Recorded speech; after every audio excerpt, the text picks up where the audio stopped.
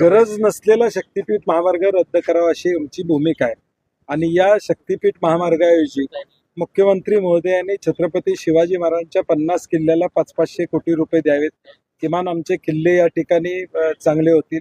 महागाई कमी करायसाठी गोडं तेल आज मागलेलं आहे, मध्यमवर्गीय महागाईनं पिचलेलं आहे, ते कमी करायसाठी 10-15 हजार कोटी रुपयेचा बफर या ठिकाणी पैसे खर्च करावेत.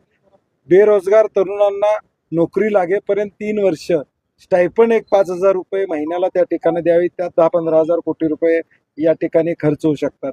पेट्रोल डिझेलला थोडं कमी खर्च होईल यासाठी सरकारनं स्वतः त्या ठिकाणी पैसे घालावेत.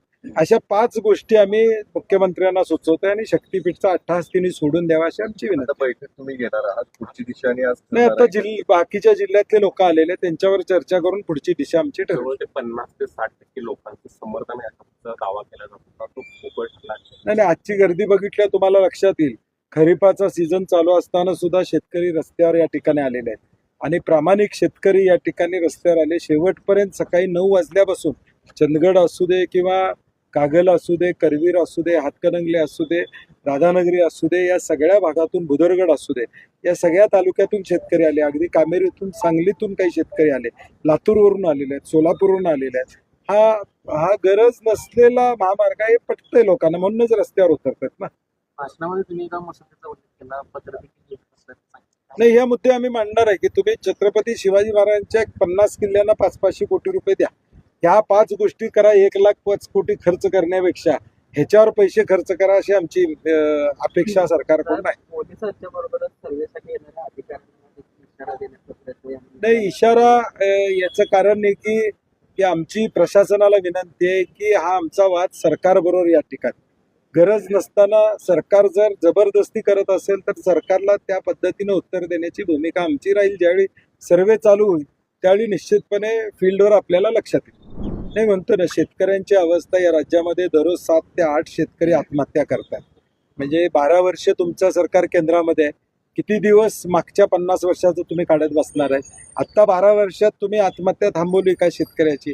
म्हणजे शेतकरी आज उघड्यावर या ठिकाणी पडतोय. एका बाजूला दाम दुप्पट करणार अशा पद्धतीची भूमिका भाजपनं या ठिकाणी घेतली होती, त्याचा विसर त्या ठिकाणी पडलेला दिसतो. एल निनोचा प्रभाव जानेवारीमध्ये होणार असं तुम्ही म्हणता, मग त्या दृष्टीनं तुमची वाटचाल काय झाली? आज 6 तास वीज तुम्ही शेती पंपाला या ठिकाणी देताय, कारण की कोयनेतलं 2000 मेगावॅट जनरेशन हे कमी झालेलं. मग या सगळ्या गोष्टीचं तुम्हाला नियोजन करता आलं नाही का? आणि म्हणून आता काय आहे, 3 पक्षात भावकीचा वाद चालू आहे फक्त, बाकी काही चालू नाही. सरकारला 13 कोटी जनतेचं पडलेलं नाही हे सिद्ध होतं. तर या शेतकऱ्याला काही मदत मिळण्यासाठी, कारण असे अपघात अनेक वारंवार होत राहणार आहेत. नाही, मला वाटते आपत्ती व्यवस्थापनातून मदत मिळणं अपेक्षित होतं. तिथल्या तलाट्यानं, तिथल्या तहसीलदारनं काय केलं? ताबडतोब मदत त्यांना दिली का? त्याला अशी अवस्था त्या ठिकाणी आली? या पद्धतीचा प्रयत्न त्यांनी केला का हे बघणं गरजेचं आहे. त्याला मदत दिली नसेल तर त्या अधिकाऱ्यांच्यावर कारवाई होणं अभिप्रेत. शिर्डीमध्ये 2017 आणि 2019 मध्ये जे शेतकरी कर्जमाफीपासून वंचित राहिले त्यांच्यासाठी 14,000 कोटी रुपयांची तरतूद करण्याचा निर्णय घेतला. खरंच हे होणं शक्य आहे का? आजच्या कॅबिनेटमध्ये तशी निर्णय झाला असं आम्हाला तुमच्या माध्यमातून कळतंय. परंतु शासनाचा निर्णय आणि GR यामध्ये जमीन आसमानचा फरक असतो. त्यामुळे GR येऊ दे, नेमकं त्यातला शब्दप्रयोग काय आहे हा महत्वाचा या ठिकाणी असणार आहे. थकबाकी असेल, मागच्या कर्जमाफीचा लाभ घेतला असेल तर त्याला 2 लाख मिळणार नाहीत असं या परवाच्या कर्जमाफीत त्या ठिकाणी सांगितलं. आणि म्हणून मला वाटते की आजची सुद्धा कर्जमाफी नेमकी काय, GR आला की सरकारचा खरा चेहरा दिसेल. नाही, सरकार फक्त लोकांना वेगवेगळ्या पद्धतीनं या ठिकाणी गोष्टी बोलत असतं, परंतु खरं जे आमचे श्रद्धास्थान आहे तिथं मात्र भ्रष्टाचारानं पोखरलेले श्रद्धास्थान आहे. शिर्डीतल्या अनेक सुरस कथा या दुर्दैवानं ऐकायला या ठिकाणी मिळतात. त्याचा विचार केल्यानंतर हे त्यातलाच एक प्रकार या ठिकाणी दिसते. सरकारचा वचक हा या सगळ्या गोष्टीवरचा संपलेला हे सिद्ध असते. गव्हर्नन्स फेल्युअर आहे, म्हणून 14,000 पुरुषांना लाडक्या बहिणीचा लाभ मिळाला ना. गव्हर्नन्स चांगलं असतं या सरकारचं तर 14,000 पुरुषांना लाभ मिळाला नसता. मंत्री गिरीश महाजन यांनी ऑपरेशन ब्ल्यू जे आहे पंजाब त्याला काळा दिवस म्हटले. मला वाटते हेच चाललंय. 12 वर्षात तुम्ही काय दिवे लावले सांगा ना. तुम्ही आता मागच्या 50 वर्षात 60 वर्षातलं तुम्ही काढत बसता. तुमच्या 12 वर्षात काय चाललंय सांगा. कुंभमेळा नाशिकला होणार आहे, त्याची टेंडर प्रक्रिया होत नाही. 25,000चं 35,000वर प्राइस एस्केलेशन कसं गेलं हे तुम्ही सांगा. पहिलं तुम्ही उत्तरं पहिली द्या की कुंभमेळ्याची कॉस्टिंग एवढी का झाली आणि का तुम्हाला पालकमंत्रीपद पाहिजे होतं नाशिकचं. हे आता लोकांना कुंभमेळ्यासाठी पालकमंत्रीपद पाहिजे होतं, जिल्ह्याच्या विकासासाठी नको होतं. आणि त्यामुळं आरोप करण्यापेक्षा स्वतः आरसा घेऊन त्यांनी बघावं की तुम्ही काय करता, हे जनता देखील बघत असते. 12 वर्ष खरं लाभार्थी 12 वर्षापूर्वी कुंभमेळा फक्त 3,000 कोटी झाला होता हा. आणि आता 35,000 कोटी कशाला लागतात? उज्ज्वला लाभार्थ्यांची संख्या जी आहे गॅस देण्याची 9 वरनं 4 वर आणलेली आहे. नाही, मी परवा सुद्धा म्हणलं की युद्ध होण्याच्या आधीपासून सरकारची परराष्ट्र धोरण चुकलेलं आहे. त्याची वाईट परिस्थिती त्या ठिकाणी आणि त्याचे धक्के आता मोठ्या प्रमाणात आता युद्ध झाल्यावर या ठिकाणी आपल्याला बघायला मिळतात. नाही, आता पेट्रोल कमी भरा, गरिबांना एखादा तोळा सोनं घ्यायचं असेल, सोनं त्याच्या हातात परवडत नाही आणि ती घेऊच नका म्हणून सांगितलं. मुळात परवडत नाही हा भाग वेगळा, घेऊच नका म्हणून या ठिकाणी सांगितलेलं आहे. कुठंही बाहेर फिरायला तुम्ही त्या ठिकाणी पेट्रोल कमी घ्या म्हणजे फिरायला जाऊ नका असं जाणार. नोकरीवर सुद्धा चालत जावा असं या ठिकाणी.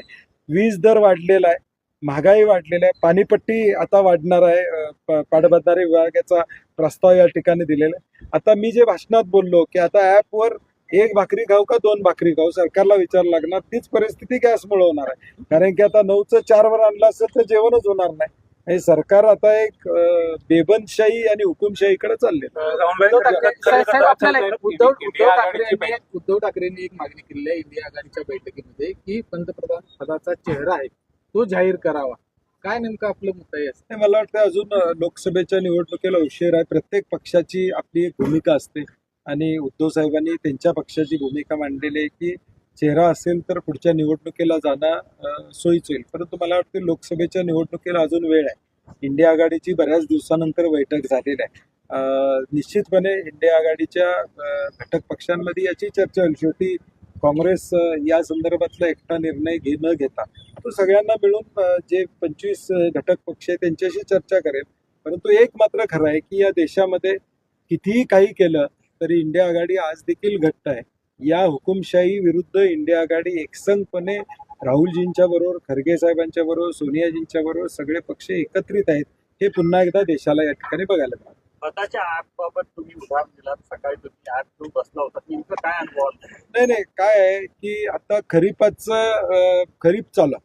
हे ॲप 3 महिने आधी सरकारनं आणायला पाहिजे होतं. केंद्र शासनानं हे ॲप आणलेलं आहे. आता त्याच्या मागचे 2 उद्देश आहेत. ठीक आहे, लिंकिंग बंद झालं पाहिजे याबद्दल आमचंही दुमत नाही. कारण की गरज नसताना शेतकऱ्याला दुसरी खतं दिली जातात, ते थांबली पाहिजेत याबद्दल. मुळात यातला सगळ्यात मोठा उद्देश आहे ते युरिया इम्पोर्टचा विषय. यामध्ये ह्या सगळ्या युद्धजन परिस्थितीमुळं या युरियावर प्रचंड बंधन आलेलं आहे, निर्बंध आलेले आहे. मग आता ते बंद कमी करायचं असेल तर हे ॲपचं ढोंग त्या ठिकाणी घालतं. मग तुम्ही 3 महिन्यापूर्वी ॲप का केलं नाही? आता खरीप चालू आहे. आता शेतकरी सकाळी गेला की त्याला QR कोड स्कॅन करायचा, मग त्यानं दुसऱ्या दिवशी येऊन खत घ्यायचं. एका गटात 2 भाऊ असतील तर गट नंबर टाकला तर दुसऱ्या भावाला मिळेल का नाही याची गॅरंटी नाही. 10 गुंठ्याच्या खाली शेती असेल तर त्याला या ठिकाणी तरतूद नाही त्या ॲपमध्ये. NPK टाकलं आणि नंतर तुम्ही 10-26-26 टाकलं तर पुन्हा तुम्हाला कॉम्प्लेक्स कुठलं पाहिजे असेल तर तुम्हाला मिळत नाही. आता त्यात ते सुधारणा करणार. मग केलंच कशाला? हे एवढं कळत नव्हतं काय कृषी विभागाला की हे करावं लागतं या सगळ्या गोष्टी. आणि म्हणून मला वाटते घाई गडबडीनं ॲप आणलाय. आमची विनंती आहे की ऑनलाईन आणि ऑफलाईन. आज सकाळपर्यंत कोल्हापूर जिल्ह्यामध्ये फक्त 12,000 लोकांनी खतं उचलली. 5 लाख शेतकरी आहेत. खरीपावर साधारणपणे 2.5-3 लाख शेतकरी गृहीत धरले. तरी या ठिकाणी 10,000 शेतकऱ्यांनी फक्त हा ॲपवर रजिस्ट्रेशन केलेलं आहे. म्हणून आम्ही कलेक्टरना, राजू शेट्टी यांनी आम्ही सांगितलेलं आहे की खरीपापुरतं ऑनलाईन आणि ऑफलाईन दोन्हीची तरतूद ठेवा आणि रब्बीला हे फुल फ्लेज तुम्ही या ठिकाणी राहा.